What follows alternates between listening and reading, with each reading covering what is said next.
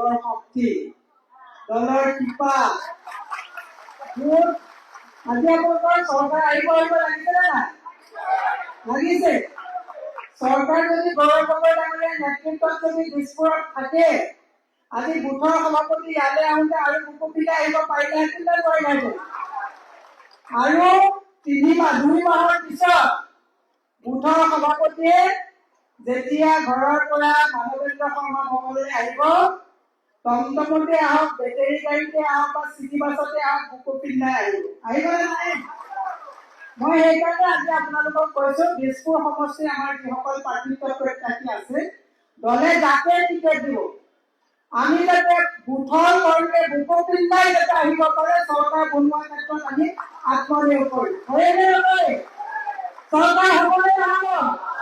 হ'ব। আৰু হোৱাৰ ইংগিতটো মই দিছো, আজি যে আমাৰ চৰকাৰ হ'ব, ইংগিতটো বিজেপিয়ে দি দিলে।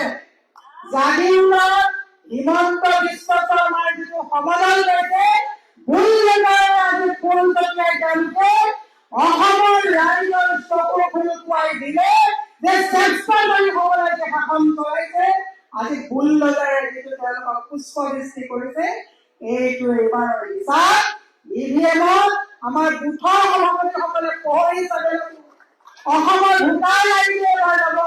মই হিমন্ত বিশ্ব শৰ্মা আৰু পীযুষ হাজৰিকাক কৈছো, এইবাৰ তোমালোকে ভুল জেগাৰে আত্মপ্ৰকাশ তোমালোকে কৰিলা, বিনাশকালত বিপৰীত গতি হৈছে, বিজেপি বিবাদ যাব। এইবাৰ যাবনে নাযাব? হাজাৰ হাজাৰ মানুহৰ ঘৰ বসুন্ধৰাৰ জৰিয়তে উচ্ছেদ কৰিছে, হাজাৰ হাজাৰ মানুহৰ ঘৰৰ তেওঁলোকে ভুল জেগাৰে লগাইছে। আমি পাহৰা নাই। আমি পাহৰিছো নেকি? আৰু তোমালোকে আমি পাহৰিব যদি ধৰিছিলো, আজি বিনাশকালত বিপৰীত গতি জাগিৰোডত তোমালোকে আমাক মনত পেলাই দিলা যে পাহাৰত পট্টা দিম বুলি কৈছা, কিন্তু পিছতে জাগিৰোডত বসুন্ধৰাৰ জৰিয়তে ইলেকশ্যনৰ পিছত যে পাহাৰ উচ্ছেদ কৰিব, জাগিৰোডত আজি ভুল জেগাৰ বিলাক তাত ভাড়া কৰাই ৰাখিছে। বাকী আৰু বাকী এই চৰকাৰখনক উচ্ছেদ কৰিব হলে আমি সকলো বুথৰ সভাপতিয়ে আমাৰ স্লোগানটো কি হ'ব? আমাৰ পচন্দৰ কোনো কেণ্ডিডেট নাই, আমাৰ পচন্দ হয়। আমাৰ সকলোৰে পচন্দ কি? হয়। আমাৰ সকলোৰে পচন্দ কি? সংবিধান। আমাৰ সকলোৰে পচন্দ কি? কংগ্ৰেছ। ইয়াত কোনো নিৰাপৰ ঠাকুৰ পচন্দৰ পাৰ্টি হ'ব নালাগে, ইয়াত বেলেগ কোনো পচন্দৰ পাৰ্টি হ'ব নালাগে। কংগ্ৰেছে যি দলকে প্ৰাৰ্থিত্ব দিব, সেইজনে আমাৰ পচন্দৰ পাৰ্টি হ'ব। হ'বনে নহ'ব? সেইকাৰণে মই সন্মানীয় এই মহানগৰ জিলাৰ অন্তৰ্গত পাঁচোটা জিলাৰ ব্লকৰ সভাপতি, মণ্ডলৰ সভাপতি, ৱাৰ্ডৰ সভাপতি, বুথৰ সভাপতিক মই হাত জোৰ কৰি বিনম্ৰভাৱে অনুৰোধ জনাইছো, কোনো মানুহৰ পৰিচনাত পৰি আপোনালোকে কেতিয়াও ইলেকশ্যনত মনৰ পচন্দ প্ৰাৰ্থী নাই হোৱা বুলি কেতিয়াও আপোনালোকে কংগ্ৰেছৰ লগত অন্যায় নকৰিব। আৰু মনৰ পচন্দ প্ৰাৰ্থী যদি বিচাৰি ফুৰে, অন্যায় প্ৰাৰ্থীৰ লগত নহয়, অন্যায় আপোনাৰ নিজৰ লগত হ'ব। কাৰণ এইখন চৰকাৰে স্কুল বন্ধ কৰে, মদ আৰু ড্ৰাগছ কৰে, অসমৰ যুৱ প্ৰজন্মক কোৱা কৰি পেলাইছে। এইখন চৰকাৰে 50 টকা এফালে দি, আনফালে এওঁলোকে 52,000 টকাকে চৰকাৰী ঋণৰ বোজা আমাৰ হাততে গোটেই মানুহসকলক কোৱা কৰি পেলাইছে।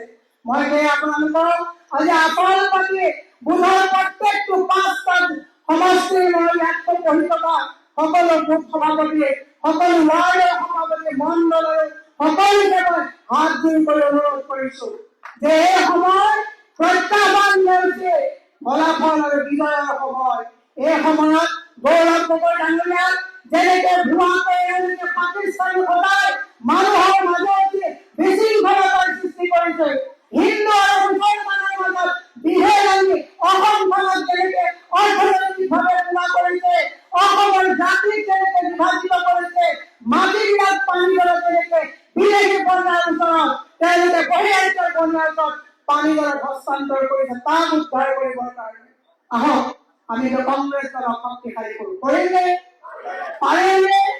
আৰু মই এইবাৰ আপোনালোকক এটা কথা কৈছো, বুথৰ সভাপতিয়ে আজিৰ পৰা ইয়াৰ পৰা প্ৰত্যেকজন মুঠৰ সভাপতিয়ে নিজকে গৌৰৱ নকৰি বুলি ভাবিবলৈ আৰম্ভ কৰক। প্ৰতিগৰাকী মুঠৰ সভানেত্ৰীয়ে নিজকে প্ৰিয়ংকা গান্ধী বুলি ভাবিবলৈ আপোনালোকে আৰম্ভ কৰক। যিদিনা আপোনাৰ শক্তি উজ্জীৱিত কৰিব, কংগ্ৰেছক এনেকুৱা কোনো শক্তি নাই যে যোনে ৰুকিব পাৰিব। ব্ৰিটিছক ফেৰি কংগ্ৰেছে চৰকাৰ আনিছে। মই আজি আপোনালোকক কৈছো মানৱেন্দ্ৰ শৰ্মা ভগৱান, আজি যি উৎসাহ আপোনালোকৰ দেখিছো, গোটেই অসমৰ যি মুঠে মুঠে যি উৎসাহ আমি দেখিছো, ইয়ে প্ৰমাণ কৰে চাৰিজন চৰকাৰ কাৰ? কংগ্ৰেছৰ চৰকাৰ। কংগ্ৰেছ